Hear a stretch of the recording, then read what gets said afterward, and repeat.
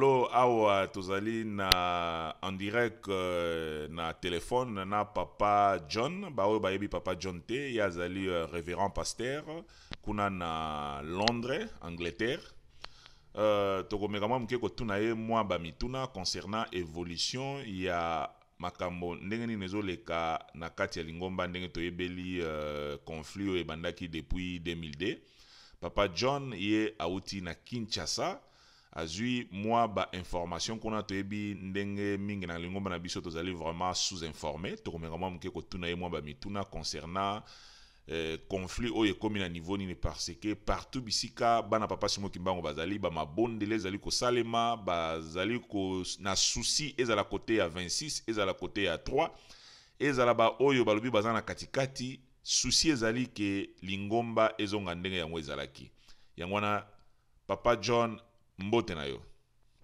Mbote mingi papa Mangai, papa journaliste, merci mbote mingi. Ok papa. Alors yo uti na Kinshasa. Est-ce que vous pouvez biso na bokuse moi briefing ya situation parce que toyoki awa ke côté à centre d'accueil basalaki conférence de presse moko et puis côté à mon koto ba ngope basalaki bazongisaki moi réponse ba ministre premier ministre akomaki lettre tozoyo kakaka tozoyo ba vraiment te biso toza musika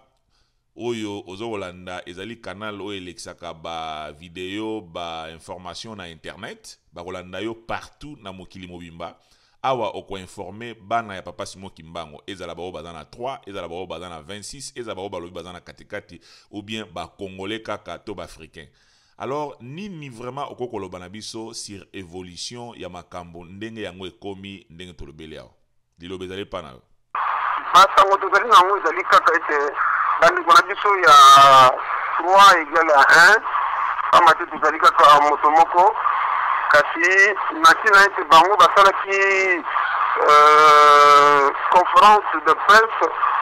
babengisaki bajournaliste ya nyonso tu mpe bandeko nyonso kimbangisi soba egala 1 bazalaki na centre d'accueil kimbangisi na asosa ito na sayo. Alors ntango bango babengisaki na kati na makambo na bango ezalaki toujours possible contre papa Kisolokele na papa Danginda Tutima oyo bango balobelaki mingi ete papa Kisolokele na papa Danginda Tutima bato mibale bazalaki kolinga papa Mfuma Manza te bapesi ba exemple mibale to misatu mpona koloba ete soki bato bakokotala meme bafilme bakomona ete bazalaki koisole papa Mfuma Manza na basituation nyonso bango bazalaki kokende poto bamema papa Mfuma Manza te bango bazalaki ntango nyonso kolata kitoko bacravate mele papa Mfuma Manza kolata bakilote akovanda na nkamba ye moko tout ça. Alors bana papa Mfuma Manza bazalaki kosouffrir kovanda bango moko tout ça vi kotala bake classe molai te wana ezalaki explication bango bazali kopesaka mpo na ntina kotala ete lelo oyo ntina ye bango bazwaki susi wana ete lingoma ekokoma lelo na principe ya résolution e bakendaki lisusu na masolo ya koloba ete papa Paul wi azali kosalaka mabwi na kati ya lingomba ya tata Simo Kimbangu koloba ete bandako azali kotongisaka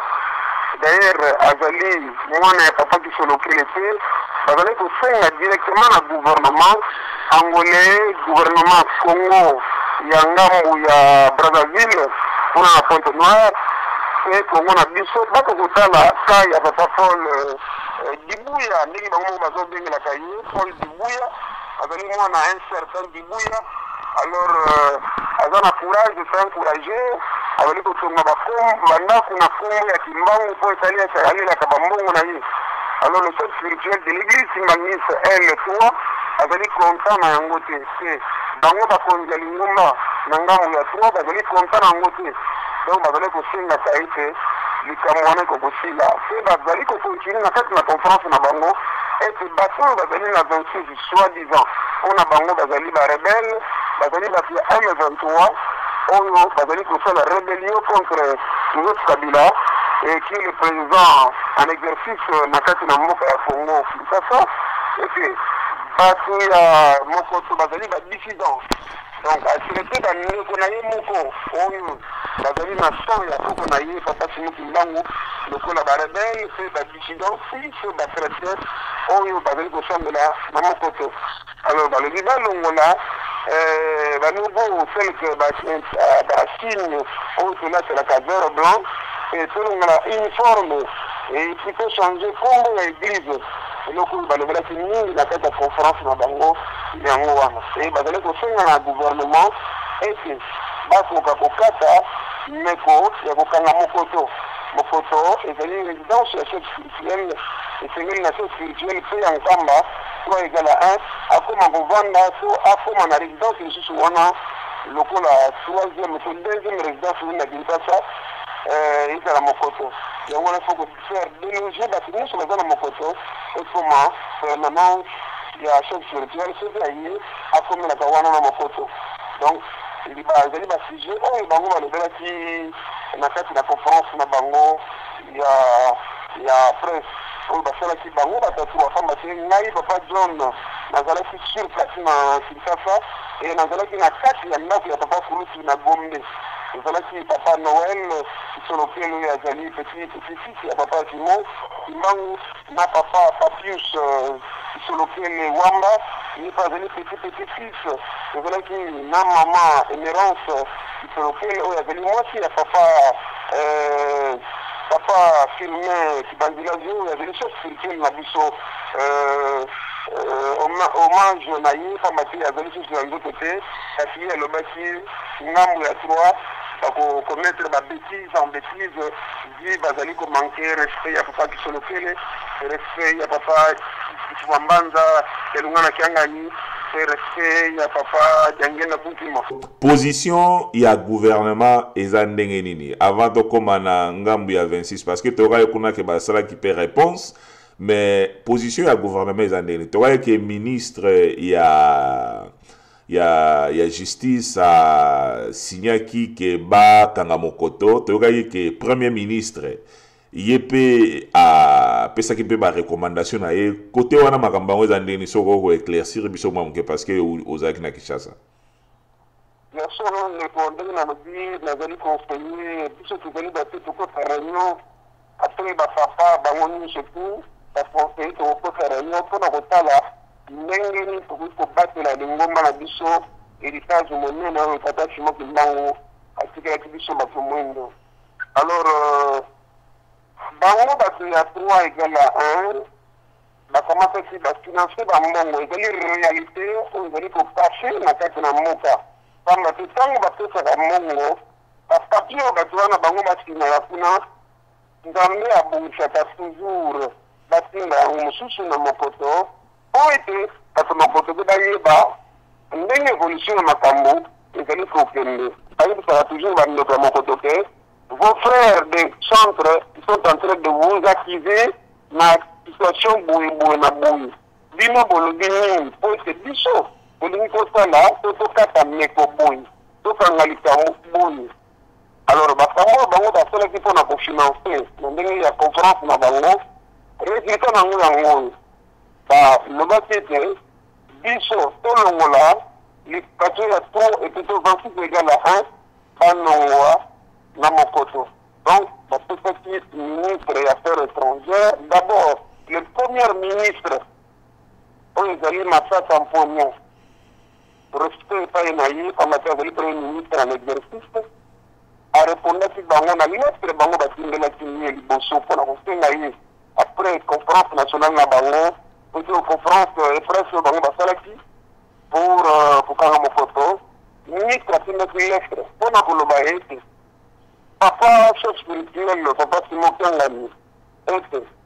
atika na mobulu oyo ezali kolekasa na kati ya lingomba ezali malamu te bato ya 26 bazali bato ya mobulu te bato ya 26 bazali bato ya kimia basali inspection nyonso batingi bato ya ndenge na ndenge mpona kosurveille to kolandela mokoto bamoni ata miba moko te. Donc bato na bato basambela esika bazali kosambela na kimia bongo lettre ya premier ministre ndimamaki te epai ya papa mokonzi ya lingomba na ngambo ya 3 asepelaki nango te ne bateau to bakonzi ya lingomba na ngambo ya trois lokola pasteur représentant ya Kinshasa akomaki lettre ya 5 pages mpona kotindela premier ministre na mécontentement na bango na réaction oyo premier ministre asalaki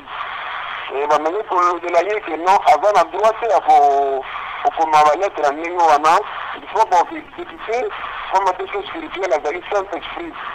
ye asali 30 ans na prison mpona ete bango lelo bakoma baministre donc soki baza continue ndenge wana ce spirituel akoréagir na mpasi oyo amonaki na 30 ans na ye ya prison. Alors ntango premier ministre atangi yango moni bango bazali bakonzi arépondre nanu te bakamati balike esika ya nani ministre ya justice oyo azali aremplace luzolo bambi azali mwana mwasi. Alors basindeli bafu base konégocie epa na ye lokola bafutaki mbongo toloba nde asimaki lettre na mokoto mpona koloba ete tolakisa lettre oyo ezali kopermettre biso ete tofonctionnaka na mokoto. Alors soki te basoki biso 48 heures bakoya kotia kadena na mokoto lettre wana ya solo lokola tobangaka bakonzi tozwaki lettre wana conseiller international baprésente yango na papa basali wi bino bozali baconseiller international bovanda borédige lettre ya réponse oyo ezali ya politesse epai ya bakonzi boti batala ndenge nini likambo ezaleli nde baconseiller na ngambo ya 26 déjà la 1 bazali barédige lettre ya respect ya botosi ya mokonzi ya mboka batindaki yango epai ya premier ministre plutôt epai ya ministre ya justice. Ministre ya justice ntango azwi yango atalaki alors amoni ke bato ya 26 bazali na raison bazalikomba te mokoto ezali siège administratif ya lingomba simbangise depuis ntango papa mfuma longo papa jangienda azali nga na bana koyeba yango te nga nayebangi ke siège administratif ezalaka nkamba donc nkamba ezalaka siège social ya église simbangise lokola papa mfuma mbanza azalaki kuna ye azalaki gardien ya nkamba mais siège administratif esengelaki ezala esika chef spirituel numéro 1 azali na kati kotamwisaka ezalaki na mokoto 86 87 nde esika wana bango bakamataki lettre bakomaki mpona koloba ete tozali na droit ya kosambela na mokoto depuis meme papa jangienda to de vivant ya le 3 saint papa bazalaki lettre wana yango moto ekaki makambo nyonso tu ete bapermettre biso tocontinue na kimia tosambelaka na mokoto nakanisi papa journaliste olandi amoki na briefing ndenge makambo yango na Kinshasa uti koleka so ezali koleka na moma oyo tozali. Mais sikoyo réponse papa basalaki na côté à 26 et pareil bango basalaki pe réponse oyo DVD déjà ezali tozana ngwawa papa basalaki réponse na kanisi côté wana mo éclaircissement et koki kozala muke soko kozana mo loba et puis yozali papa pasteur ndenge yozali komona parce que ezala côté à 26 ezala côté à 3 ezala bato balobi tozana katikati ezala ba congolais kako basamelaka te parce que papa Simo Kimbango aza ya bato nyonso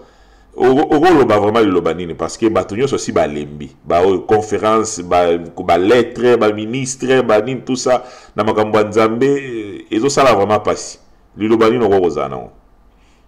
Merci papa Rangani soki nando kopi na Bible lokola tozali banganga Nzambe pamba te toleka Bible soki akaboye te soki totangi na kati na Psaume 111 okeni na 10e verset okokutana kuna balobi la crainte de l'Éternel et le commencement de la sagesse. Tous ceux qui l'observent ont une raison saine. Soko ozwi esika balobi tous ceux qui l'observent ont une raison saine elingi koloba nini baoyo nyonso balandelaka bobangi ya Nzambe bali na raison moko monene bali petwa na miso ya Nzambe bazali bato Nzambe akonsideraka pamba ti bango bazalaka bobangi ya Nzambe pourquoi bobangi ya nzambe etangami na psaume 111 okoki kosala moninga na yo mabe te pamba te moninga na yo mpe azali nzambe lokola yo ndenge nkolo na biso kristo alobaki soki yo olobi tokolingaka nzambe bon koboya moninga oyo ozali na ye komona boye ozali moto na lokuta koma yo kolinga nzambe amonanaka te eke moninga na yo ozali koboya ye linga d'abord moninga ozali komona po ete oloba olingaka nzambe soki totali lisusu meme na Jean chapitre 4 verset 23 et na 25 okomona kuna balobi na biso mais l'heure vient elle est déjà venue où les vrais adorateurs adoreront le Père en esprit et en vérité car ce sont là les adorateurs que le Père demande. Dieu est esprit et il faut que ceux qui l'adorent en esprit et en vérité. Donc bandeko na ngai to papa okotala ete ngonga yango nkolo yesu alobaki yango oyo baoyo bakosalelaka nzambe badore ye na verite mpe na en esprit lokola nini nzambe azali molimo nzambe azali mpe nzoto omate moto akrei biso soki tokolakisa na nzoto ete tolingaka nzambe emonana mpe na baaktio na biso na bolingo mpe na molimo na biso ezalaki ya solo tozali kolukaka nzambe mpe tosalelaka ye emoma oyo nzambe azali kolukaka baoyo bakosalela ye na solo soki totali ka oyo eza na mokoma lelo oyo yango wana omoni conférence et presse ya ngambo mokoto esalamaki mpona kosenga na bandeko pas avec mes enfants qui batika mobulu wana le linge sale se lave en famille tozali famille tozali na problème na bango te papa simo azali tata na biso c'est notre père mais sango kato maloba mais nini yango empêchaka ba papa côté ya 26 bake na nkamba bazonga na nkamba bayamba bango ndenge bato ya 3 basengaka lelo so bayamba bango nini empêchaka bango mpe kosala yango oyebi papa na ngai kasi yango tolobi te papa azali mpe malin azali rusé alati nzoto ya bato alati mpe bokonzi wana alors bake koinfluencer le sol spirituel ya l'exercice po ete aboya bandeko na ye donc mpo na ngai nazali komona impact ya te ya paster moko te to ya SCCT ezali kaka ndeko na bango moko papa Simon Fiangani ye nde moto azali kokanga nzela po ete bandeko na ye bakende kuna na nkamba te pourkui azokanga nzela pamba te na monzoto boye soki totali ezali komonana lokola ke soki bandeko ne baye wana ondireki akomonana influence wana na makanisi ya bomoto. Or, ce qui a dans la bande c'est la force. Vous voyez, ma français, l'union fait la force. Donc, ce qui a dans la bande c'est la force. Papa de l'humain à me lokola botika libino sotumbo za lokola bafoale ya moi mais ziana papa John mais yo lobi que cher spirituel papa Simon Kimba Onkiangani yo selon yo yé mtazali ko empêcher bandeko na ye ba kende ona de donc preuve nini yo zanango oyo ko approuver maloba na yo zali koloba eloko nini elobi sisi yo ndenge wana donc preuve nini yo zanango po ya approuver maloba yo zoloba wana papa na ngai preuve zali komona na preuve zali komona na ngai na yo tukozala tata moko mama moko tukozala yo zali mwana papa Fuluti na zama na papa Leki metango batata na mshinga bali bazalaki batozalaki ensemble tango tu batata basufi bali na biso tuzuru papa Jo les journalistes bozala na papa Jo na ensemble bokosala likambo bino ngalo bokani na se ekamami na likolo tiyokani donc botoki batata na bino soki sikoyo yo papa Jo atanke mwana ya tata liboso ozwi décision lobi na limi sunga nzala na ya John na Leki John te ata ozali komanifeste yango te kasi bato ya pemeni bazoloba bango te papa John akongo ya kozala kotea ndeko ne te nani akozwa ndeko yo papa John mako to bato ya libanda yo papa John mako moto kozwa ndeko libi te aza ndeko na ngai tika ya kotenga nazali metango ofandi nini ozoloba te okokondani bato ya pembeni te yo moto olingi yango yo mpe moto olotindaka bato basala ndenge wana mpona ndeko na yo ezali palpable. Donc mpona yo preuve na yo ezali ke bato bazali pembeni toloba 3 égale 1 bazali koboya ba papa 26 baya kosangana na ndeko na bango et papa Simon Kimbangu Kianga ne chef spirituel azosala réaction te publiquement pour lobake botika bandeko na nga baya pa na ngai mpona yo preuve na oyo yango wana. Preuve na ngai yango wana papa pour ne pas dire parler beaucoup papa firme kanga kufaki bafundaki kote mosusu baboyaki atelenkamba mama Maria na kufaki mais preuve ezali soki il faut bakondane papa Simon Kianga na acte wana kamba te ye moto azali leader eza lokola nga nazali pasteur na kati ya église nga nazali représentant awa na kati na Grande-Bretagne coordinateur awa soki likambo toyi na kati na paroisse bakofuna liboso ngai soki nga nakomi kopesaka explication ke te bandimo te basalaki ndongo bakoloba bongo yo olobaki nini donc lokola azoloba te preuve ezali te ye moto alingi bandeko na ye bapota nkamba te. Na bao bazali kolanda biso partout na monde o ezali kaka ebandeli tokobanda komeka kobenga bandeko baza na Paris ezala oza na 26 ozala oza na 3 ezala ovandaka na ndako ou bien ozaki mbangiste te bopesa biso ba opinion na bino ndenge nini bozomonela makambo oyo parce que ewumeli mingi depuis 2002 donc bato mingi babaye na bango balingi lisusu conflit oyo te ezala bao baza na 3 ezala bao baza na 26 mpona koinforme bino lisusu déjà tous on a DVD nyonso wana o ya conférence ya 3 na conférence ya côté ya 26 toko l'exlabino ngo bokolanda yango na www.kimbangu21.me wana ezali www.kimbangu21.me kuna nde bokomeka kolanda na bo balanda biso na ba Facebook ba YouTube partout tomeka kolanda. Pona Pastor John, en tout cas, merci mingi na tango pesi biso toko zongela yo lisusu pambate masolo ezali ebele ko meka mo mke ko pesa biso mo avec l'éclaircissement ya makambo ndenge nezali kolekela. Merci beaucoup.